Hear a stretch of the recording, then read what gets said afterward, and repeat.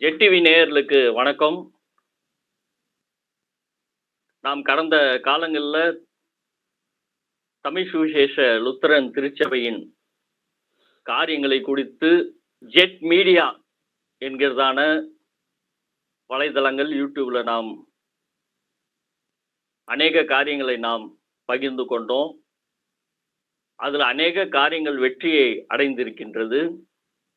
இன்று அந்த jet media ஒரு பெரிய பரிணாம வளர்ச்சி உங்களுடைய ஆதரவினால, நீங்க கொடுத்த சப்போர்ட்னால இன்னைக்கு ஜெட் டிவியாக அது உருவெடுத்து இன்னைக்கு ஒவ்வொரு இல்லத்திலையும் கேபிள் டிவி வழியாக இது சென்று கொண்டிருக்கிறது. அதற்காக முதற்கண் தமிழ் சுவிசேஷ லுத்தரன் திருச்சபையில் இருக்கிறதான அத்துணை நபர்களுக்கும் ஜெட் டிவியின் சார்பாக நாங்க நன்றியினையும் வாழ்த்தையும் இந்த புத்தாண்டு வாழ்த்துக்களை நாங்கள் தெரிவித்துக் கொள்கிறோம். இன்னைக்கு ஒரு புதிய பரிமாணத்தில் இந்த புது வருடத்துல ஒரு புதிய காரியத்தோடு திருச்சபையின் வளர்ச்சிக்கு ஒரு புத்துணர்வு கொடுக்கக்கூடிய ஒரு செய்தியை நேற்றைய தினத்துல நம்ம எல்லாம் கேள்விப்பட்டோம். அதை குறித்து இந்த நாள்ல கூட இந்த புதிய வருடத்தில் புதிதாக வந்திருக்கிறதான ஆலோசனை சங்க உறுப்பினர் திரு ஜான்சன் நேசப்பா அவர்கள் நம்முடன் இணைந்திருக்கிறார்கள். நேற்றைய தினம் பார்த்தீங்கன்னா இந்த 14A குறித்து நம்ம அநேக காரியங்களை நம்முடைய ஜெட் மீடியா மூலயமா நம்ம விவாதம் செய்தோம். அதனுடைய வெற்றின்னு கூட நம்ம சொல்லலாம். இன்னைக்கு 14A பார்த்தீங்கன்னா இன்னைக்கு எல்லா மக்கள் டிஎல்சி மக்கள்கிட்ட போய் கொண்டு போய் சேர்த்துருக்கோன்னா ஜெட் மீடியாவுடைய ஒரு பங்கு இருக்குன்னு நாங்க பெருமைப்பட்டு கொள்கிறோம். அப்படியாக அந்த 14A நேற்றைய தினம் வழக்கு வந்தது. அது பார்த்தீங்கன்னா 14A தள்ளுபடி செய்யப்பட்டதாக ஒரு தீர்ப்பு கொடுக்கப்பட்டிருக்கிறது. அது குறித்து விளக்கங்களை கேட்பதற்காக திரு ஜான்சன் நேசப்பா தற்போதைய ஆலோசனை சங்க உறுப்பினர் அவர்களை அணுகிய போது அவர் மனம் உகந்து அதுக்கான விளக்கத்தை கொடுக்கின்றேன் என்று சொல்லியிருக்கிறார்கள். அவர்களை கூட இந்த நேரத்தில் ஜெட்டிவின் சார்பாக நாங்கள் வரவேற்கிறோம். ஐயா வணக்கம் ஐயா. உங்களுடைய புத்தாண்டு வாழ்த்துக்களை ஃபர்ஸ்ட் நீங்க நேயர்களுக்கு தெரிவித்துக் கொள்ளுங்கள். கிறிஸ்துவுக்குள் அருமையான தமிழ் சுவிசேஷ லுத்தரன் திருச்சபையினுடைய ஆயர் பெருமக்களே, ஆசிரியர் பெருமக்களே, சபை பெரியவர்களே, சபை மக்களே, உங்கள் அனைவருக்கும் ஆண்டவராகிய இயேசு கிறிஸ்துவின் இனிய நாமத்திலே எனதின் சார்பாகவும் என்னுடைய குடும்பத்தின் சார்பாகவும் புத்தாண்டு வாழ்த்துதல்களை தெரிவித்து மகிழ்கின்றேன். குறிப்பாக இந்த நாளிலே ஜெட் மீடியா மூலமாக உங்களோடு புத்தாண்டு வாழ்த்துதல்களை பகிர்வதற்கு கடவுள் கொடுத்த சாக்கியத்திற்காக கர்த்தருக்கும் நன்றி சொல்கிறேன். நன்றி ஐயா. இன்றைய தினத்துல கூட இந்த நிகழ்ச்சி ஒரு சிறப்பான நிகழ்ச்சியாக நாம் தொகுத்து வழங்க இருக்கின்றோம். இது தமிழ் சுவிசேஷ லுத்தரன் திருச்சபையில ஒரு சிறப்பான நாளாக கூட நம்ம சொல்லலாம். பல போராட்டங்கள் அப்படி அடுக்கிக் கொண்டே போகலாம். பலருடைய போராட்டங்கள், பலருடைய உழைப்புன்னு கூட இதை சொல்லலாம். நேற்றைய தினத்துல மதுரை கோர்ட் பார்த்தீங்கன்னா ஒரு அறிவிப்பை வெளியிட்டிருக்காங்க. அதாவது ஐயாதுரை என்கிறவர் ஒரு வழக்கு பதிந்திருந்தார். அது 14A சட்டத்தின் பிரகாரமாக அரசு ஊழியர்கள், ஆசிரியர்கள் யாரும் எலெக்ஷன்ல நிற்கக்கூடாது, ஓட்டு போடக்கூடாதுன்னு சொல்லி. ஆனால் பார்த்தீங்கன்னா அது முன்பே கொஞ்சம் வழக்கு அதை சிலர் வாதிட்டு ஓட்டு போடலாம் அப்படின்னு சொல்லி ஒரு ஆணையை வாங்கினாங்க. ஆனால் நேற்றைய தினத்தில் ஒரு ஆணை ஒன்று வந்திருக்கிறதாக நாங்கள் கேள்விப்பட்டோம். அது முற்றிலுமாக அதை நீதி அரசர் நிராகரித்து விட்டார் 14A. அதனால் இனி பார்த்தீங்கன்னா ஆசிரியர்கள், அரசு ஊழியர்கள் இனி பார்த்தீங்கன்னா எலெக்ஷனில் நிற்கலாம், தமிழ் சுவிசேஷ லுத்தரன் திருச்சபையினுடைய எலெக்ஷனில் நிற்கலான்னு சொல்லி ஒரு வெற்றி ஒன்று வந்திருக்குன்னு சொல்லி கேள்விப்பட்டோம். அதற்கு குறித்து உங்கள்கிட்ட இந்த நாளில் கூட நாங்கள் பல தெளிவான காரியங்களை நாங்கள் கேட்க இருக்கிறோம் ஐயா. முதலாவது ஐயா, அந்த வழக்கு இப்ப நீங்க புதிதாக வந்த இந்த ஆலோசனை சங்கம் நீங்க இணைந்து இந்த வழக்க நடத்தினீங்களா ஐயா? குறிப்பாக இந்த வழக்கை குறித்து நான் சில காரியங்களை சொல்லிய பின்பு சகோதரர் அவர்களுடைய நான் கேள்விக்கு பதிலளிக்க கடமைப்பட்டிருக்கின்றேன். இந்த வழக்கானது மதுரை உயர்நீதிமன்ற கிளையில் 2021ஆம் ஆண்டு திருவாளூர் ஐயாதுரை என்கின்ற திருப்பத்தூரை சார்ந்தவர் மூலமாக இந்த வழக்கு தொடுக்கப்பட்டது. வழக்கினுடைய எண் 229/2021. இந்த வழக்கானது ஒரு பொதுநல வழக்காக கருதப்பட்டு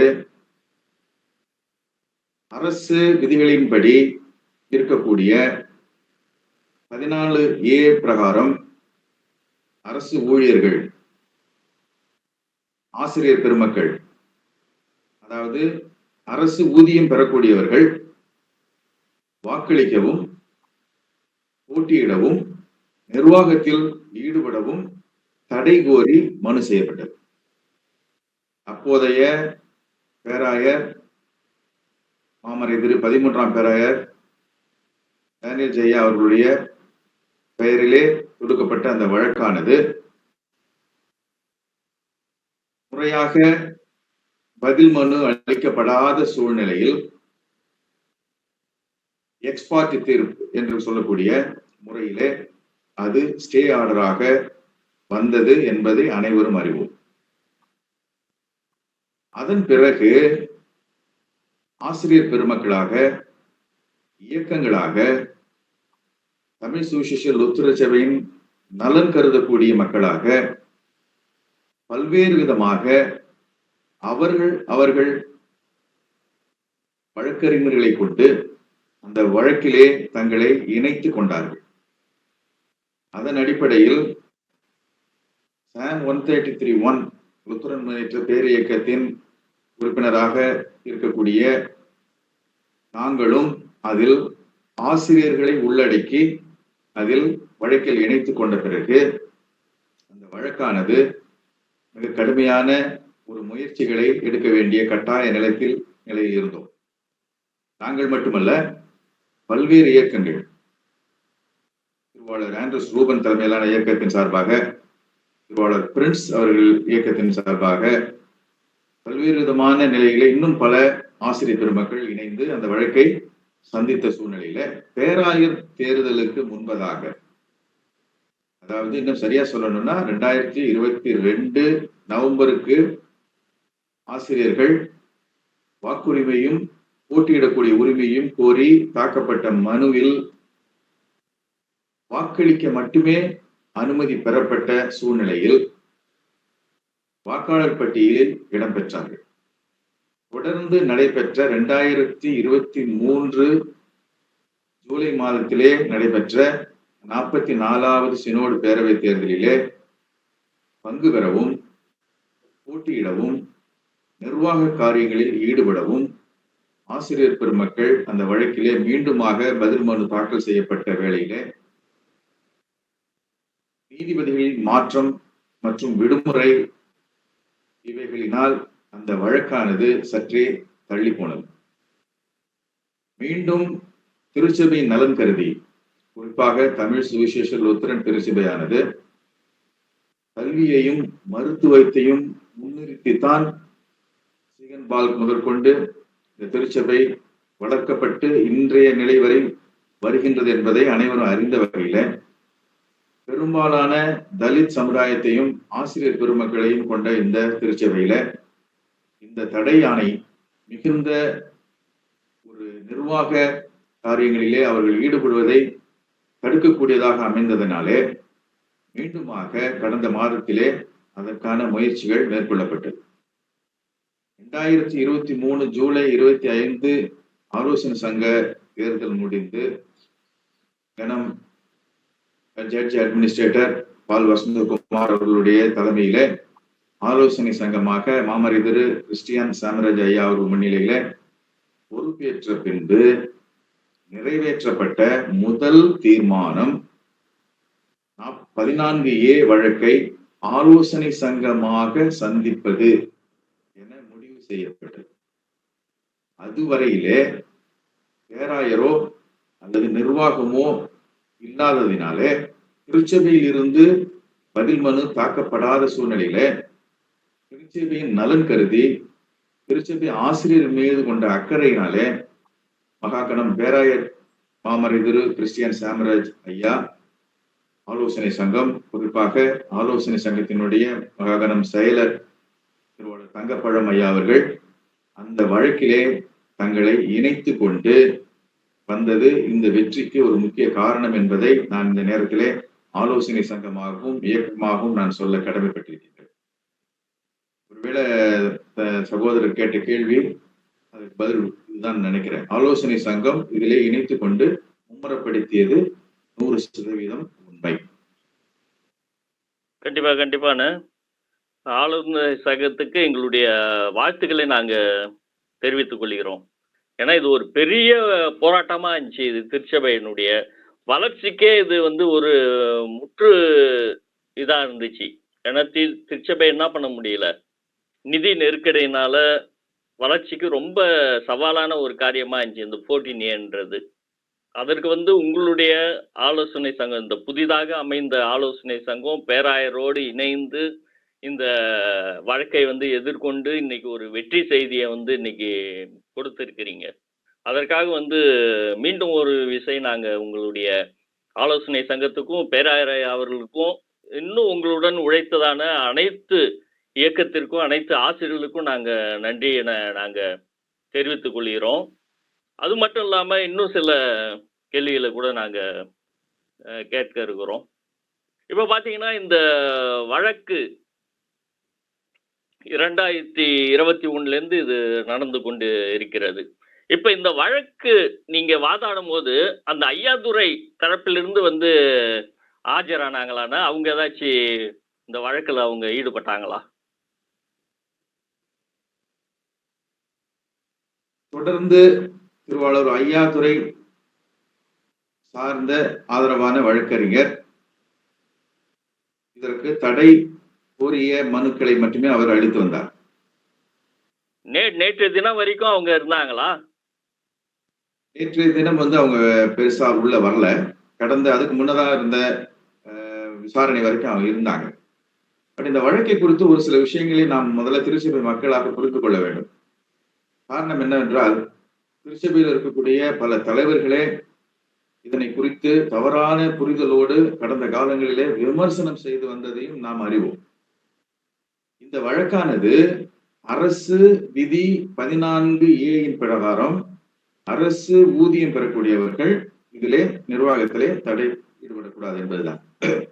ஆனால் சிறுபான்மை மக்களாக இருக்கக்கூடிய தமிழ் சுவிசேஷ லுத்தரன் திருச்சபையினுடைய பள்ளிகளிலே அவர்கள் வாங்கக்கூடிய ஊதியம், அதாவது சம்பளம் என்பது அரசிலே மானியமாக மட்டுமே கருதப்பட்டு, இன்னும் தெளிவாக சொல்லப்பட வேண்டுமென்றால் தமிழக அரசினுடைய பட்ஜெட்டிலே அது மானியமாக தான் காட்டப்படும். மேலும் இது போன்ற திருச்சபை சார்ந்த சிறுபான்மையினர் பள்ளிகளுக்கு ஏற்கனவே அரசின் மூலமாக பல விதிவிலக்குகள் அளிக்கப்பட்ட சூழ்நிலை. குறிப்பாக CSI, ஆற்காடு லூத்தரன் சர்ச் போன்ற திருச்சபை இதற்கான விதி விலக்குகளை வாங்கியதன் அடிப்படையிலும் இது நேரடியாக நமக்கு பொருந்தாது என்பதை உணர்ந்தும் தான் நேற்றைய அமர்விலே வழக்கறிஞர்களுடைய வாதத்தை ஏற்று 2 நீதிபதிகள் கொண்ட அமர்வானது போதிய ஆதாரம் மற்றும் தேவை, அதாவது பொதுநல வழக்காக இது தேவைப்படவில்லை என்பதை குறிப்பிட்டு வழக்கை தள்ளுபடி செய்திருக்கின்றார். ஆகவே இந்த வழக்கிலே ஒருவேளை தனிப்பட்ட அல்லது தெரியாமல் கூட இந்த வழக்கு பலருடைய ஆலோசனை பிரகாரம் தொடுக்கப்பட்டிருக்கலாம் என்பது நேற்றைய தீர்ப்பு வெட்ட வெளிச்சத்திற்கு கொண்டு வந்திருப்பது மிகுந்த மகிழ்ச்சி அளிக்கின்றது. திருச்சபைக்கு இது மிகுந்த நலனை தரக்கூடிய ஒரு தீர்ப்பு. கண்டிப்பான திருச்சபையினுடைய வளர்ச்சிக்கு இது மிக ஒரு முக்கியத்துவமான ஒரு காரியமாக இருக்கிறது. நேத்தியே பார்த்தீங்கன்னா, அநேக ஆசிரியர்கள் பார்த்தீங்கன்னா, இது ஒரு மகிழ்ச்சியாக இது வந்து ஒரு இது இது வந்து ஒரு புத்தாண்டு பிறந்திருக்கு. அன்னைக்கு கொண்டாட வேண்டிய நிகழ்ச்சிய நேற்று தினத்துல என்ன பண்ணியிருக்காங்க நெறைய பேரு. கொண்டாடி மகிழ்ந்திருக்காங்க. ஏன்னா, திருச்சபையுடைய வளர்ச்சி அவ்வளோ ஒரு ஒரு பெரிய பங்கு அது ஆசிரியர்கள் மூலியமாகன்னா, அதுவும் நம்முடைய பள்ளிகள்ல பணியாற்றிக் கொண்டிருக்கிறதான ஆசிரியர்கள் மூலியமாக, அது வந்து நம்ப அழுத்தி சொல்ல வேண்டியதா இருக்குது. ஏன்னா, இன்னைக்கு திருச்சபை வளருதுன்னா, அது பார்த்தீங்கன்னா, இந்த ஸ்கூல்னால அன்னைக்கு வந்து அ ஆ மிஷினரிகள்லாம் பார்த்தீங்கன்னா, இந்த ஸ்கூலு, ஹாஸ்பிட்டல் இது மூலியமா தான் என்ன பண்ணாங்க, சுவிசேஷத்த அறிவிச்சாங்க. இன்னைக்கும் பார்த்தீங்கன்னா, அந்த ஸ்கூலு, அந்த ஹாஸ்பிட்டல் மூலியமா தான் நம்முடைய திருச்சபையும் வளர்ந்து கொண்டிருக்கிறது. அதற்கு வந்து இது ஒரு பெரிய பாலமாக இது அ அமைந்திருப்பது என்பது மிக ஒரு சந்தோஷமான ஒரு காரியமாக நாங்க கருதுகிறோம். அதே வேளையில பார்த்தீங்கன்னா, நேற்றைய தினத்தில அந்த முடிவு பார்த்தீங்கன்னா, மிக ஒரு சிறப்பாக வந்திருக்குது. மேலும் பார்த்தீங்கன்னா, அதற்கு யாரும் இதுவரை வேற எந்த எதிர்ப்பும் தெரிவிக்கல. ஏதாச்சும் அப்படி ஏதாவது கேள்விப்பட்டீங்களா? நேரடியா. ஏன்னா நேரடியா அன்றைய நேத்தைய தினத்தில அவர் ஐயாதுரை வரலன்னு சொல்லி சொன்னீங்க நீங்க. அவருடைய தரப்பில இருந்து என்ன அதிகமா அவங்க பிரஷர் குடுக்கல அப்படின்னு சொன்னீங்க. மத்தபடி சில செய்திகள் WhatsApp இதில உலா வந்து கொண்டிருக்கிறது. சில செய்திகள். இது வந்து இதுக்கு எதிரா ஏதாச்சும் கருத்துக்கள சொன்னாங்களா? ஏன்னா நீங்க ஒரு நிர்வாகத்துல இருக்கிறீங்க. உங்களுக்கு தான் அந்த கருத்துக்கள் வேகமா வந்து சேரும். ஏதாச்சும் அப்படி இருக்குதான்னு? நேற்று மாலை 76வது வழக்காக எடுக்கப்பட்ட அந்த வழக்கு கிட்டத்தட்ட ஒரு லேட் ஈவினிங் தான் நமக்கு அந்த ஆர்டர்ஸ் கிடைச்சது. அதற்கு பின்பு இந்த நிலையை இப்ப நான் தங்களோடு ஜெட் மீடியா வாயிலாக பேசிக்கிட்டு இருக்க வரைக்கும் பெரிய அளவுல ஒரு எதிர்ப்புன்னு சொல்ல முடியாது. காரணம் என்னன்னா, திருச்சபை மக்கள் எதிர்பார்த்த ஒரு வழக்கு. 2வது இதுல திருச்சபைக்கு எதிரானவர்கள் அல்லது திருச்சபை நிர்வாகத்திற்கு எதிரானவர்களை ஒருவேளை அவங்க எதிர்ப்பு தெரிவிக்கும் பட்சத்துல அதை அடையாளம் காட்டி விடுமோ என்ற ஒரு அச்சத்துல கூட நேரடி எதிர்ப்பை காட்டாமல் இருக்கலாம். ஆனால் அந்த வழக்கு மீண்டும் உயிர் பெறுமா, அந்த வழக்கு வேற எந்த ரூபத்திலே அது திரும்ப வருமா என்றால் 100% அது வருவதற்கான வாய்ப்புகள் இல்லை. நேற்றைய அந்த தீர்ப்பு காப்பி இன்னைக்கு வருது. நான் தேவைப்படுமையானால் ஜெட் மீடியாவிற்கு நான் அந்த தீர்ப்பை அனுப்புகின்றேன். அந்த தீர்ப்பின் மூலமாக பார்க்கும் பொழுது சபை மக்கள் புரிந்து கொள்ள வேண்டிய, தெரிந்து கொள்ள வேண்டிய பல காரியங்கள் அதிலே உள்ளடக்கப்பட்டிருக்கின்றது. எல்லாருடைய எதிர்ப்பு அல்லது எதிர்பார்ப்பு என்பதை விட எதிர்பார்ப்பு என்னவென்றால், நடந்து முடிந்த குருசேகரத்திற்கான பிசி, டிசி, எஸ்சிசி தேர்தலிலே எங்களால் வாய்ப்புகளை, அந்த இடங்களை அடைய முடியவில்லையே. ஒருவேளை இந்த தீர்ப்புக்கு பிறகு மீண்டுமாக அந்த தேர்தல்கள் நடத்தப்படுமா, அல்லது நடத்தப்பட்ட தேர்தல்களுடைய நிலைப்பாடு என்ன? அதுதான் அடுத்து நாங்க கேட்கறதா இருந்தேன் நானு. வரப்போகுதான இன்னும் சில இடத்துல பார்த்தீங்கன்னா நடக்காம இருக்குது தேர்தல். அது எந்த முறைப்படி நடக்கும்? இப்ப சமீபத்துல இப்பதான் நடந்து முடிந்திருக்கு. அது மறுதேர்தல் வருமான்றத கேட்கறதா அடுத்த கேள்வியா நாங்க எதிர்பார்த்திருந்தோம். அதுக்குள்ள நீங்க சொல்லிட்டீங்க. சொல்லுங்க. இதுதான் நாங்க ஆர்வமா இன்னைக்கு எல்லா திருச்சபை மக்களும் இன்னைக்கு எதிர்பார்த்து கொண்டிருக்கிறதான ஒரு பெரிய கேள்வி இது. இந்த வர்றதான இந்த தீர்ப்பு வந்துருச்சு. தீர்ப்பு இன்னும் பார்த்தீங்கன்னா, அச்சு வடிவில இன்னும் நம்ம கையில குடுக்கலன்னு நெனைக்கிறேன். ஆமா. அந்த அந்த தீர்ப்பு நம்ம கைக்கு வந்த உடனே இந்த மீதி நடத்தாம இருந்த அந்த திருச்சபையில எப்படி அந்த எலெக்ஷன் நடக்கும்? இப்ப சமீபத்துல முடிந்த எலெக்ஷன் எலெக்ஷன் வருமா என்பது ஒரு பெரிய ஒரு கேள்விக்குறியாக இருக்கிறது. கண்டிப்பா அதற்கான பதில நீங்க சொன்னீங்கன்னா நல்லா இருக்கும். ஆனா நீங்க இன்னும் அபிஷியலா நீங்க பேசியிருக்க மாட்டீங்கன்னு நாங்க நினைக்கிறோம். உங்களுடைய கருத்தை மாத்திரம் நீங்க பதிவிடுங்க. அபிஷியலான கருத்து கிடையாது. உங்களுடைய சொந்த கருத்தை நீங்க பதிவிடுமாறு கேட்டுக்கொள்கிறோம். தமிழ் சுவிசேஷ லுத்தரன் திருச்சபையிலே ஒரு இயக்கத்தை சார்ந்தவனாகவும், அதே வேளையில ஆலோசனை சங்க உறுப்பினர் என்ற முறையிலும் நம்மளுடைய நெறியாளர் அன்பு சகோதரர் கேட்டது போல, நான் ஆலோசனை சங்கமாக நிர்வாகமாக பதில் சொல்லாவிட்டாலும் கூட என்னுடைய தனிப்பட்ட கருத்தினை நான் பதிவிட கடமைப்பட்டிருக்கின்றேன். கடந்து முடிந்த ஒரு தேர்தல் என்பது கடந்து முடிந்தவை ஆலோசனை சங்க சுற்றறிக்கை பிரகாரம் நடந்து முடிந்து விட்டது. ஆலோசனை சங்கம் பொறுப்பேற்ற வரையிலும் சுமார் 126 குருசேகர்களை கொண்ட இந்த திருச்சபையிலே கிட்டத்தட்ட ஒரு 12-13 குருசேகர்களை தவிர அநேகமாக அனைத்து குருசேகர்களிலும் தேர்தல் முடிவு வெளிவந்து விட்டது. அதனாலே இது மறு தேர்தலோ அல்லது மறு சுற்றறிக்கையோ என்பது 100% சாத்தியமற்றது, தேவையற்றது. நிர்வாகத்திலே தற்போது அது குழப்பங்களை ஏற்படுத்துமே, ஆனால் அதை நாம் தவிர்க்கணும் என்பதுதான் எங்களுடைய தனிப்பட்ட கருத்து. ஆனால் ஒருவேளை தீர்ப்பு வந்த பிறகு நடைபெறக்கூடிய குருசேகரங்களிலே அவர்கள், குறிப்பாக ஆசிரியர் பெருமக்கள், குறிப்பாக அரசு ஊழியர்கள், வெறும் வாக்காளர்களாக பட்டியலிலே இடம்பெற்றிருப்பவர்கள் வேட்பாளர் பட்டியலிலும் இடம்பெற்று அவர்கள் போட்டியிட எந்த தடையும் இருக்காது என்பது என்னுடைய தனிப்பட்ட கருத்து. ஆர்டர் டேட்டட் முன்னாடி இருக்கிறத எப்பயுமே நம்ம அதை இது பண்ண முடியாது, கேன்சல் பண்ண முடியாது. ஆர்டர் டேட்டுக்கு பின்னாடி நடத்தக்கூடிய தேர்தல் முறையாக நீங்க சொன்ன மாதிரி ஆலோசனை சங்கத்தினுடைய அனுமதியோடு அந்த உத்தரவின் பிரகாரம் ஆசிரியர்கள், அரசு ஊழியர்கள் வேட்பாளராக நிற்கலாம் என்ற ஒரு circular extract from church council போகணும். போன பிறகு நடைபெறக்கூடிய தேர்தல் அதில் பொருந்தும்.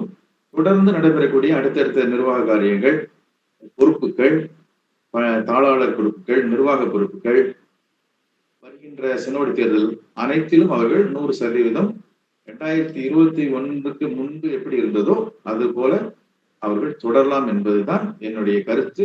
அது சரியான ஒரு முடிவு என்பதை கூட நான் உறுதி செய்ய கடமைப்பட்டிருக்கிறேன். நேயர்களே, நீங்க இது கவனிக்கணும். இது ஆலோசனை சங்கத்துடைய பதில் கிடையாது. இது ஆலோசனை சங்கத்தில் இருக்கிறதான திரு ஜான்சன் நேசப்பா அவருடைய தனிப்பட்ட கருத்தினை தான் இப்போ அவர் இங்க பதிவு செய்திருக்கிறாங்க. அதனால தயவு செய்து இது சிலவங்க இதை கூட திரித்து எழுத வாய்ப்புண்டு. ஆலோசனை சங்கத்துல இப்படி சொல்லிட்டாங்க, இப்படி சர்க்குலர் போட்டாங்க, இதை ஒரு சர்க்குலரா போட்டாங்கன்னா என்ன பண்ணுவாங்க நம்ம மக்கள் சிலவங்க? ஏன்னா இதுக்குன்னே சிலர் இன்னைக்கு இருந்து கொண்டு இருக்கிறார்கள். அவர்களுக்கெல்லாம் நாங்க சொல்றோம், இது ஆலோசனை சங்கத்துடைய ஒரு முடிவு கிடையாது. இது ஒரு தனிப்பட்ட ஒரு நபரின் முடிவு. ஆலோசனை சங்கத்தில் இருக்கிறதான திரு ஜான்சன் நேசப்பா அவர்களுடைய தனிப்பட்ட கருத்து என்பதை நாங்கள் மீண்டும் நாங்கள் நாங்க இருக்கிறோம் இந்த இடத்துல. நாங்க இதை எல்லாரும் தெரிஞ்சுங்க. இதை தவறான முறையில தயவு செய்து யாரும் நீங்க பரப்ப வேண்டாம் என்பதை நாங்க இந்த வேலையில் கூட ஜெட் டிவியின் வாயிலாக நாங்க கேட்டுக்கொள்கிறோம். ஐயா, தொடர்ந்து நம்ம பேசலாம். ஐயா, இன்னொரு கேள்வி ஒன்று நாங்க கேட்கலாம் அனுப்புகிறோம். இப்ப இந்த நேற்றைய தினத்துல வந்ததான இந்த தீர்ப்பு 14A பாத்தீங்கன்னா அரசு ஊழியர்கள், ஆசிரியர்கள் எலெக்ஷன்ல நிக்கலாம், ஓட்டு போடலான்னு சொல்லி வந்திருக்கு. இது திருச்சபையினுடைய வளர்ச்சிக்கு எவ்வாறு இது இருக்கும்? திருச்சபையோட வளர்ச்சி இன்னும் பாத்தீங்கன்னா இன்னும் நிறைய காரியங்கள் நம்ம இன்னும் திருச்சபையில வளர்ச்சி அடைய வேண்டியது இருக்கு. இது எந்த வகையில இது பயன்பெறும்? கட்டாயம் இது ஒரு முக்கியமான ஒரு பதில் எல்லாருக்குமே தெரிஞ்சிருக்கணும். காரணம் என்னன்னா, 2021 பிறகு ஆசிரியர்கள் நிர்வாகத்திலே ஈடுபட முடியாத சூழ்நிலையில ஒரு மனக்கசப்பு, ஒரு வெறுப்பு. சாதாரணமாக எடுத்துக்கொண்டாலே எல்லா பொறுப்புகளிலும் எல்லா திருச்சபை குருசேகர காரியங்களிலும் ஈடுபட்டு கொண்டிருந்த நம்மளுடைய ஆசிரியர் பெருமக்கள் ஒரு தனிநபரால் தொடுக்கப்பட்ட வழக்கினாலே அப்படியே ஸ்தம்பிச்சிட்டாங்க. அவங்களால எதுவுமே ஆக்டிவிட்டி பண்ண முடியல, ரெஸ்பான்ஸே இல்லை. ஆனாலும் திருச்சபை நகர்த்து கொண்டேதான் இருந்தது. குறிப்பாக ஆலோசனை சங்கம் வந்த பிறகு நீங்கள் சொல்வது போல உண்மையான புத்தாண்டை நேற்றுதான் நாங்கள் கொண்டாடக்கூடிய அந்த அருமையான தருணத்துல ஆசிரியர் பெருமக்கள் மீண்டும் நிர்வாகத்தில் வருவது என்பது திருச்சபை குருசேரர்களுடைய வளர்ச்சிக்கு மிகப்பெரிய அளவில் உதவும். அதை நான் 2 ஆஸ்பெக்ட்ஸா சொல்றேன். ஒண்ணு, கல்வி நிறுவனங்கள் அதனுடைய மேம்பாட்டை அடைவதற்கு அவர்களுடைய பங்களிப்பு இன்னும் இருக்கும். அப்ப இது வரைக்கும் நம்ம அவங்க இப்ப ஈடுபாடா இல்லையா அப்படிங்கிற மாதிரி மாற்று கருத்துக்கு போக வேண்டாம். நமக்கு ஒரு வருத்தம் இருந்தது, வருத்தம் நிறைவு செய்யப்படுகிறது. ஒரு தடை இருந்தது, தடை நீக்கப்படுகிறது. அல்லது நம்மை குறித்த ஒரு விமர்சனம், தவறான விமர்சனம், அது சரி செய்யப்படுகிறது என்பது ஒரு மகிழ்ச்சி. அந்த மகிழ்ச்சியின் நிமித்தமாக அவர்களுடைய பணி சிறக்கும் என்பது என்னுடைய நம்பிக்கை, விசுவாசம். அப்படி இருக்கும் பொழுது திருச்சபை மிக அருமையாக அமைக்கப்பட்ட இந்த ஆலோசனை சங்கம் எடுக்கக்கூடிய பல்வேறு புதிய திட்டங்கள், வளர்ச்சி திட்டங்கள், இவைகளிலே ஆசிரியர்களுடைய பங்கு இணைந்திருப்பது மிக பலமாக, அதே நேரத்தில் ஒரு வளர்ச்சியை வெளிப்படையாக காட்டக்கூடிய சூழ்நிலை உருவாக்கும் என்பதில் எந்த மாற்று கருத்தும் இல்லை. அவர்களுடைய பங்கு திருச்சபையில மீண்டும் கிடைத்திருப்பது ஆலோசனை சங்கத்திற்கு ஒரு மகிழ்ச்சி. ஏன் நீங்க இந்த ஆலோசனை சங்கத்துல ஒரு உறுப்பினரா இருக்கிறீங்க. நேற்றைய தினம் வந்ததான இந்த ரிசல்ட்டுக்கு அப்புறம் நீங்க முதல்ல ஒரு ஆலோசனை சங்கத்தை நடத்தி நீங்க இந்த ரிசல்ட்டை குறித்து நீங்க பேச போறீங்க. அது இன்றைய தினத்துல நடக்க போகுதுன்னு நாங்கெல்லாம் ஆர்வமா இருக்கிறோம். அதனுடைய ரிசல்ட் எப்படி இருக்கும்ட்டு நாங்க நினைக்கிறோம்.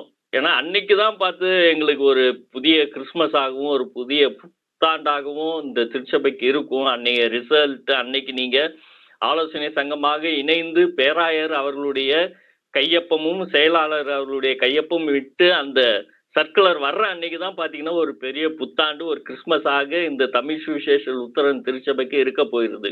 அது என்னைக்கு நடக்கும் என்பதை நீங்க சொன்னீங்கன்னா நல்லா இருக்கும். ஏன்னா ஆர்வமாக நாங்க எதிர்பார்த்து கொண்டு இருக்கிறோம் ஐயா. நன்றி. கர்த்தருக்கு சித்தமானால் 2024 இந்த புதிய ஆண்டினுடைய முதல் ஆலோசனை சங்க கூட்டம் வருகின்ற 10 மற்றும் 11 ஆகிய 2 நாட்களிலே நடைபெற திட்டமிடப்பட்டு கொண்டிருக்கின்றது. அந்த 2 கூட்டங்களிலே இந்த வழக்கின் தீர்ப்பை முன்வைத்து கலந்து ஆலோசிக்கப்பட்டு நிர்வாக ரீதியாக எடுக்கப்பட வேண்டிய நடவடிக்கைகள், அறிவிப்புகள், ஆணைகள் அன்றைய தினத்திலே அந்த 2 தினங்கள் முடிந்த பிறகு வெளிவரும் என்பதிலே எந்த மாற்று கருத்தும் இல்லை. டெஃபினட்டா 10, 11 நம்ம எக்ஸ்பெக்ட் பண்ணலாம். அன்னைக்கு ஒரு திருச்சபை வரலாற்றில் ஒரு பெரிய ஒரு சிறப்பான நாள்னு சொல்லலாம் அன்னைக்கு. அப்படிதானையா? கண்டிப்பா. நேயர்களே, நீங்க பார்த்து கொண்டு இருக்கிறீங்க. வருகின்றதான இந்த 10ஆம் தேதி 11ஆம் தேதி வாக்குல நடக்குதான அந்த ஆலோசனை சங்க கூடுகையில கூட ஒரு நற்செய்தியை நம்ம திருச்சபைக்கான ஒரு நற்செய்தியை நம்ம கேட்க இருக்கிறோம். அது சிறப்பான முறையில இருக்கும் நாங்க எதிர்பார்க்கிறோம். இந்த நாள்ல கூட நம் மத்தியில திருவாளர் ஜான்சன் நேசப்பா அவர்கள் கலந்து கொண்டாங்க. நாங்க கேட்டோம், தொடர்பு கொண்டு நேற்றிரவு நாங்க கேட்கும்போது உடனே அவங்க தொடர்பு கொண்டாங்க. டிராவல்ல இருந்தனால நேற்று தினத்துல நம்ம இந்த இதை நம்ம எடுக்க முடியல, இல்லைன்னா நேற்றே நம்ம வெளியிட்டு இருப்போம். நம்ம சில காரியங்களை ஃபோன் மூலயமாக எங்கிட்ட பகிர்ந்து கொண்டாங்க. நாங்கள் கேட்ட உடனே எங்களுக்கு ஒரு நேரத்தை ஒதுக்கி எங்களுக்கு கொடுத்தாங்க. ஒன்று சிறப்பான பணியை செய்து கொண்டு இருக்கிறாங்க இந்த ஆலோசனை சங்கம்.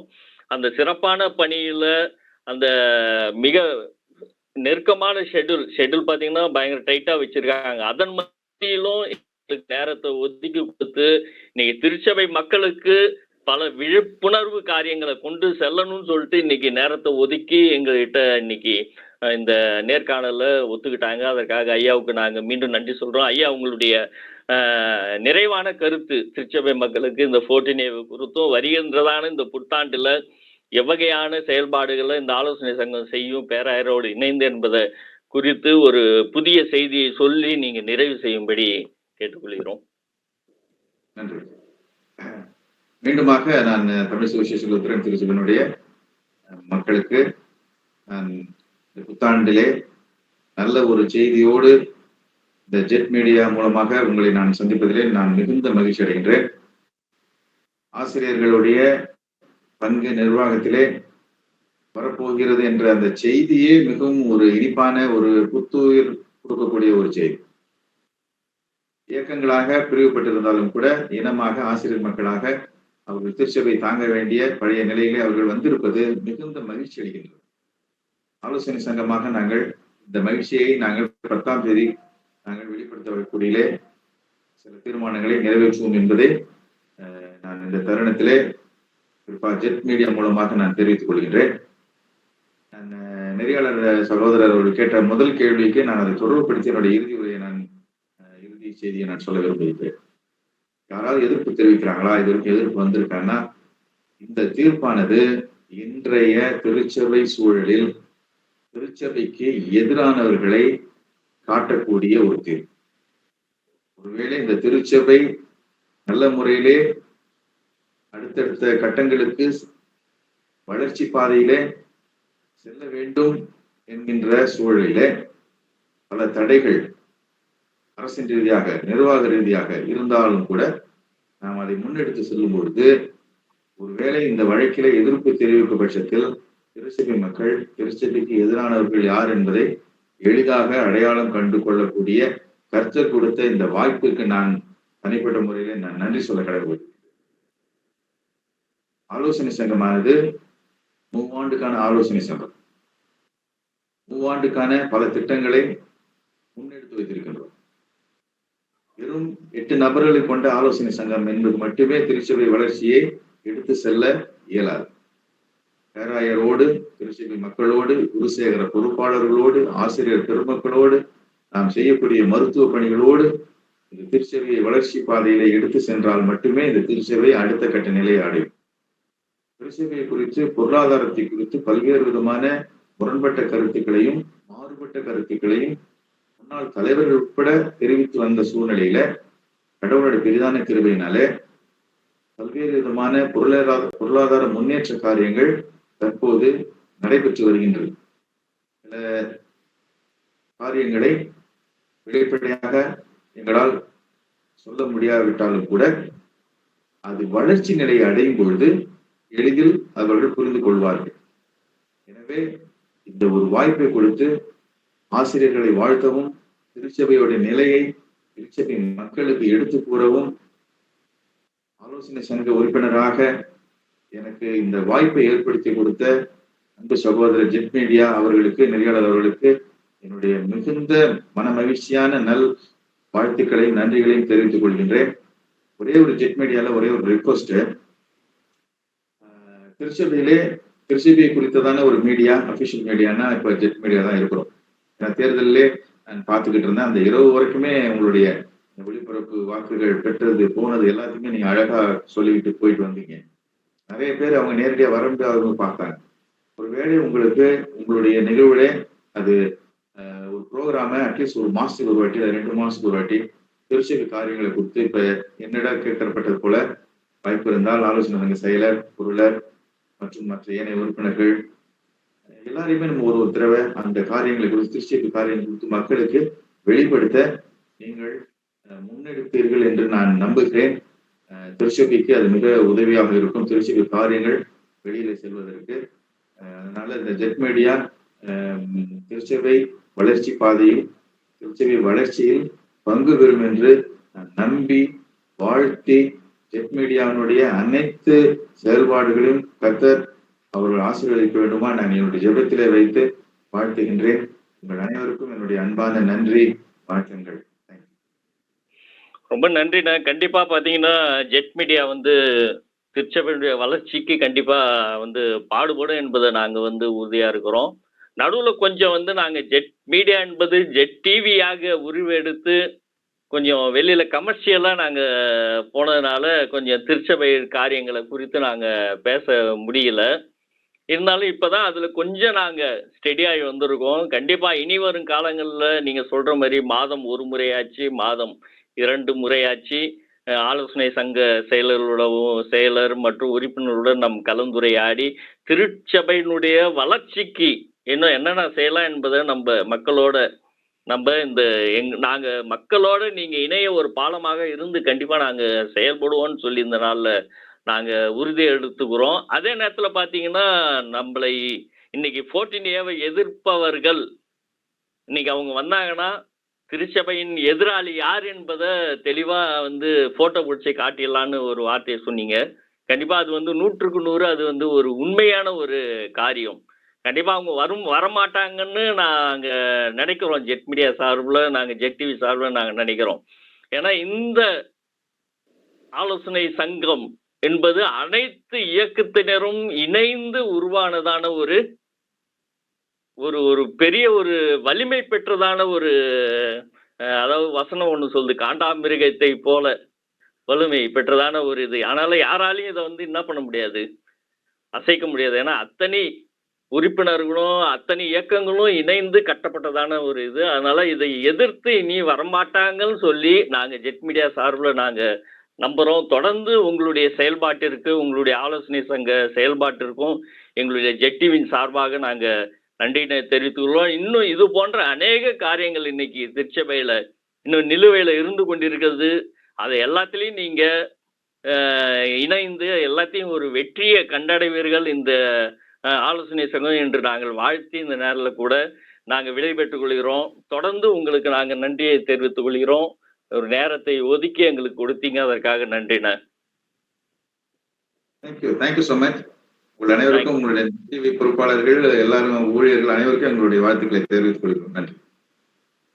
என்ன நேயர்களே, இந்த நாளில் கூட ஒரு சிறப்பான ஒரு நேர்காணலை நம்ம பார்த்தோம். எத்தனையோ நாட்களுக்கு, மாதங்கள் சொல்லலாம் பின்பாக நம்ம இந்த நாளில் கூட திருச்சபையினுடைய காரியத்தை குறித்து நம்ம விவாதித்தோம். இந்த 14Aவை முதல்ல நம்ம இந்த மீடியாவில் நாங்கள் என்ன பண்ணோம்னா நாங்கள் ஒளிபரப்பு செய்தோம். அதை குறித்ததான அனைத்து விழிப்புணர்வுகளும் நாங்கள் இன்னைக்கு ஐயாதுரைன்றவரை வெளில தெரியுதுன்னா அதுக்கு ஜெட் மீடியா என்பது ஒரு முக்கியமான காரியம். அவரை நாங்கள் அழுத்தி சொல்லி, ஐயாதுரை எங்களுக்கு பார்த்தீங்கன்னா நிறையா எதிர்ப்புகள் வந்தாலும் நாங்கள் அதை சொல்லி அவருடைய பெயரை சொல்லி நாங்கள் வெளிப்படுத்தணும். அநேக காரியத்தை நம்ம பேசணும். அதன் பிரகாரமாக இன்னைக்கு ஒரு திருச்சபையில் ஒரு பெரிய வெற்றின்னு தான் நம்ம சொல்லலாம். இது திருச்சபை மக்களுக்கு கிடைத்ததான ஒரு பெரிய வெற்றி. இந்த புது வருடத்துல இந்த ஒரு 5 தேதி தான் இன்னைக்கு ஆகுது. இந்த முதல் வாரத்திலே ஒரு பெரிய வெற்றியை நம்ம என்ன பண்ணியிருக்கோம், நம்ம எடுத்திருக்கோம். இனி பார்த்தீங்கன்னா திருச்சபையில் நடக்கிறதான காரியங்கள் அனைத்தும் இந்த வருஷத்துல ஒரு வெற்றியான காரியமாக இருக்கும் நாங்க நினைக்கிறோம். தொடர்ந்து நீங்க ஜெட் மீடியாவை, ஜெட் டிவியை நீங்க பாருங்க. உங்களுடைய கருத்துக்கள் நீங்க பதிவு செய்யுங்க. நீங்க கமெண்ட்ல நீங்க உங்களுடைய கருத்தை சொன்னீங்கன்னா நம்ம ஆலோசனை சங்க உறுப்பினர்களோட நம்ம நேர்காணல நம்ம உரையாடி உங்களுடைய கேள்விக்கு நம்ம பதில என்ன பண்ணலாம், நம்ம கேட்கலாம். அதனால தயவு செய்து உங்களுடைய கமெண்ட்டை பார்த்தீங்கன்னா நீங்க இந்த கமெண்ட் பாக்ஸ்ல நீங்க பதிவு செய்யுங்க. தொடர்ந்து நீங்க இணைந்திருங்க, தொடர்ந்து இணையுங்க. அநேக காரியத்தை நம்ம திருச்சபையினுடைய வளர்ச்சிக்காக நம்ம செய்வோம். தொடர்ந்து உங்களிடம் இருந்து விடை பெற்றுக் கொள்வது உங்கள் ஜெட் தவா. நன்றி, வணக்கம்.